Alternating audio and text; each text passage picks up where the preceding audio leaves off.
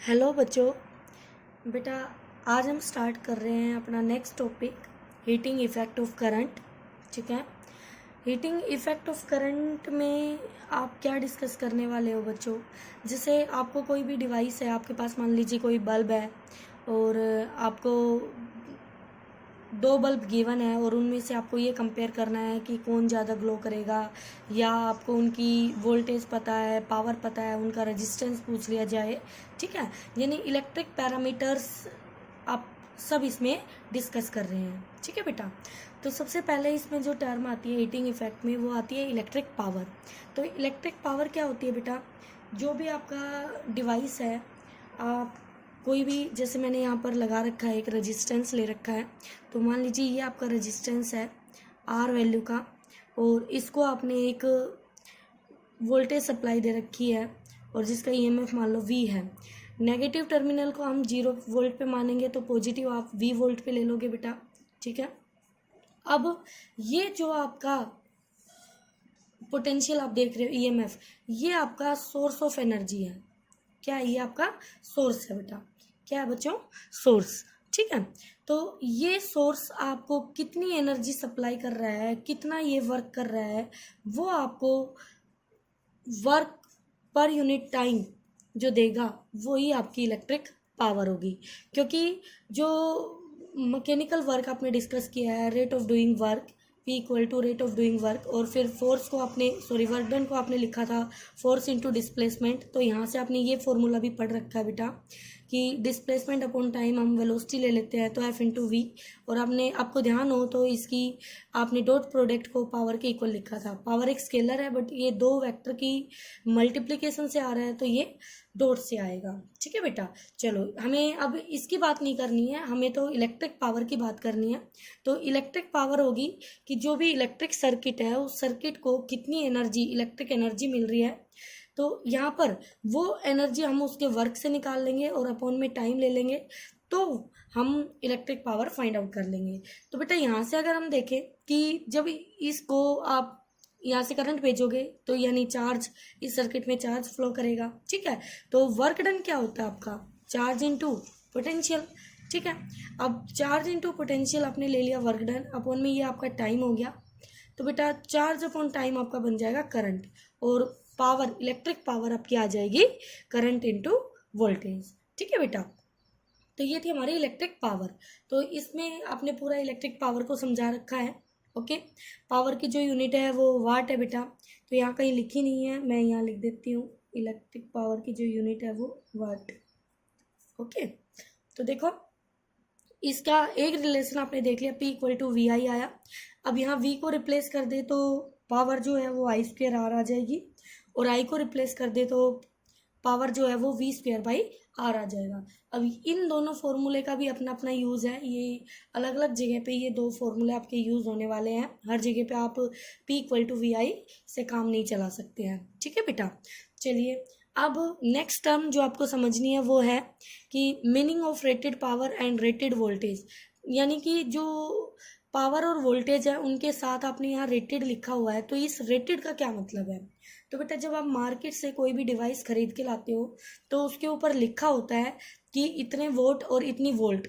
तो ये इसका मतलब ये है कि ये जो डिवाइस है, ये डिवाइस आपको 220 वोल्ट पे इतनी पावर देगा, इसका ये मतलब हुआ। ठीक है। तो रेटेड का मतलब ये होता है कि जब उस चीज़ को बनाया गया है, तो आप उसको जितनी अमाउंट यहाँ पर सप्लाई दिखाई दे रही है, अगर आप इतनी सप्लाई देंगे तो वो उतना पावर आपको देगा। तो ये एक बल्ब ले लिया आपने कोई भी एग्जांपल के लिए, तो एक बल्ब है, ये 100 वोल्ट का है। तो ये 100 वोल्ट की पावर तब देगा हमें जब हम इसको 220 वोल्ट की सप्लाई देंगे। ठीक है बेटा। तो आप समझ गए होंगे, अगर हमें वोल्टेज कम सप्लाई करेंगे तो हमारी पावर जो है वो 100 वोल्ट नहीं मिलेगी हमें। ओके बेटा। अब एक चीज़ और समझ लीजिए, यहाँ से बहुत ही इंपॉर्टेंट टर्म है, वो ये है कि इस डिवाइस का, ये जो आपने बल्ब लिया था, इस बल्ब का ये पावर है और ये इसका वोल्टेज है। ठीक है। तो ये जो आपके पास इसकी पावर है, आपको पता है कि ये पावर तब मिलेगी हमें जब हम इसको इतनी सप्लाई करेंगे। अब देखिए, जब कोई भी डिवाइस ऐसे बन के आती है, तो उस डिवाइस का अपना एक रेजिस्टेंस होता है। अपना एक रेजिस्टेंस होता है। और बेटा जी ये डिवाइस आपकी जब बनाई जाती है तब वो रेजिस्टेंस वहाँ पे, मतलब आप ये कह लीजिए कि आप इसकी सप्लाई वोल्टेज में तो आप कम ज़्यादा कर सकते हो। जैसे कहीं पे मान लो 100 वोल्टेज दे दी आपने, या 20 वोल्ट दे दी, या 10 वोल्ट दे दी, तो उस हिसाब से वो पावर दे देगा आपको। लेकिन ये जो रेजिस्टेंस वैल्यू है, इस वैल्यू में हम कोई चेंज नहीं कर सकते, नो चेंज। क्यों नहीं कर सकते? क्योंकि जब ये डिवाइस बनाई गई थी तब उसका ये रेजिस्टेंस उस टाइम पे फिक्स हो चुका था। तो आप यहाँ से इसकी पावर और इसकी वोल्टेज से निकाल सकते हैं कि इस डिवाइस में कितनी वैल्यू का रेजिस्टेंस लगा हुआ है। ठीक है बेटा, तो ये जो आर होगा, ये आर आपका फिक्स होगा यहाँ पे। इस आर को आप बाद में जब अपने घर लाके यूज करते हैं तो इसको आप चेंज नहीं कर पाएंगे। ठीक है, उसमें आप कोई चेंज नहीं कर सकते। ओके बेटा, चलिए तो अब देखिए रेटेड पावर और रेटेड वोल्टेज का मतलब आपको समझ आ गया है। अब एक एग्जांपल है हमारे सामने। एग्जांपल में क्या है कि ये एक बल्ब है और इस बल्ब की पावर दे दी आपको 100 वोल्ट, और इसकी जो ऑपरेटेड वोल्टेज है वो 220 वोल्ट है, यानी 220 वोल्ट पे ही हमें 100 वाट देगा। और यही बल्ब, क्योंकि बल्ब तो वही है, उसी बल्ब को आप अमेरिका ले गए, ये आप इंडिया में थे मान लीजिए, इंडिया में आपने यूज़ किया इसको 220 वोल्ट पे, और ये यहाँ बना आपका बल्ब 220 वोल्ट पे 100 वोल्ट दी इसने।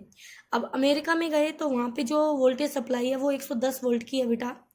तो ये कहता है कि ये हमें पावर कितनी देगा। ठीक है, तो अभी जो मैंने आपको कॉन्सेप्ट समझाया था रेजिस्टेंस वैल्यू का, पहले आपको इस बल्ब का रेजिस्टेंस जानना होगा। ठीक है, तो कैसे करेंगे, पहले हम यहीं से इसको सोल्व करेंगे। तो पावर हमें पता है, वोल्टेज हमें पता है, ऊपर के रिलेशन से जब हमें पावर और वोल्टेज पता है तो हम आर निकाल सकते हैं उस डिवाइस का। तो उस डिवाइस का आर निकालने के लिए हमने इस रिलेशन को यूज कर लिया है।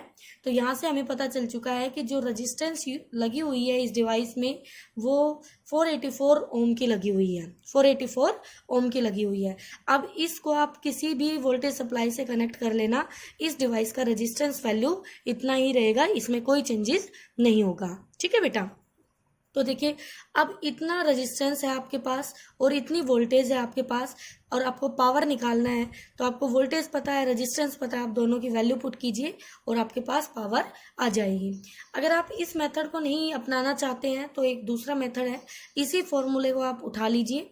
आपके पास आ गया V²/R, और आपको पता है यहाँ पर जो R है वो डिवाइस का क्या हो गया, फिक्स हो गया, कांस्टेंट हो गया, यानी जो पावर है वो डिपेंड करेगी वोल्टेज के स्क्वायर पे। और पहले से वोल्टेज यहाँ पर आधी हो गई है, तो पहले से वोल्टेज आधी हो गई है तो पहले से पावर का क्या रिलेशन होगा वो हम रिलेट कर रहे हैं। ठीक है, तो आप यहाँ से बता सकते हैं, इसको आप P डैश नाम दे देंगे। तो यहाँ से वोल्टेज का स्क्वायर, और वोल्टेज आधी हो गई तो जो पावर होगी वो 1/4 टाइम्स हो जाएगी। कितनी हो जाएगी, 1/4 टाइम्स हो जाएगी। ठीक है बेटा, यानी पहले पावर थी 100 और अब 1/4 करेंगे उसका तो हो जाएगी 25 वोल्ट। तो आप इस मेथड से भी इसको निकाल सकते हो अपना। ठीक है बच्चों, आगे चलते हैं। आगे है नेक्स्ट एक और न्यूमेरिकल। क्या कहता है इसमें, यहाँ पर कह रहा है आपको कि हमारे पास बल्ब है, 3 बल्ब है, और तीनों बल्ब की रेटेड वोल्टेज और पावर हमें पता है। बल्ब के नाम ABC गिवन है बेटा, और ऊपर के 3 फॉर्मूले आपको दिखाई दे रहे होंगे, जिनमें एक फॉर्मूला रेजिस्टेंस निकालने का है रेटेड वोल्टेज और पावर से, और दूसरा फॉर्मूला पावर का है।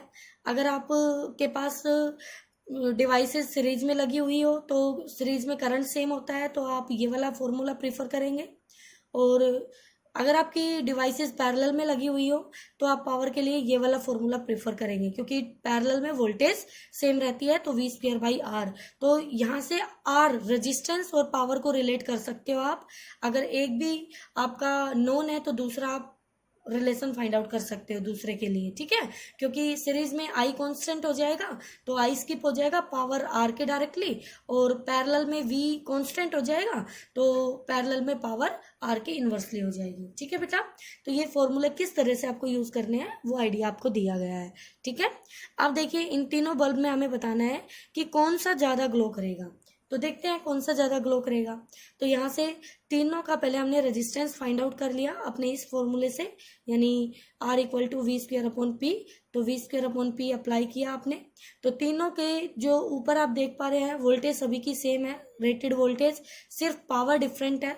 तो पावर, रेजिस्टेंस पावर का रेसिप्रोकल, पावर कम तो रेजिस्टेंस ज़्यादा। तो हमें पता चल चुका है कि RC जो है वो RB से बड़ा है और RB RA से बड़ा है, ठीक है। और तीनों डिवाइसेस हमारे सीरीज में कनेक्टेड है, तो सीरीज में हम लेके चलेंगे P equal to I square R वाले रिलेशन को, और यहाँ से I आपका कांस्टेंट रहेगा। तो यहाँ से जब वन इन सीरीज तो आप I को कांस्टेंट ले सकते हैं बेटा, और इसको कांस्टेंट लेंगे तो पावर क्या हो जाएगी R के डायरेक्टली, और R ज्यादा तो पावर ज्यादा, और सबसे ज्यादा R किसका है, C का है। तो सबसे ज्यादा पावर किसकी होगी, C की होगी। तो सबसे ज्यादा पावर C की, तो वो सबसे ज्यादा ग्लो करेगा आपका। तो वो कितने वोट का है, 25 वोट का। और देख के आपको लग रहा होगा कि जिसका 100 वोट है वो सबसे ज्यादा ग्लो करेगा, नहीं, आपको इस तरह से कंपेयर करके फाइंड आउट करना होगा कि कौन सबसे ज्यादा ग्लो करेगा। ओके बच्चों, तो इस तरह से बेटा आप फाइंड आउट कर सकते हैं, ये न्यूमेरिकल आप सोल्व कर सकते हैं। अगली वीडियो में आपका ये टॉपिक कंप्लीट हो जाएगा।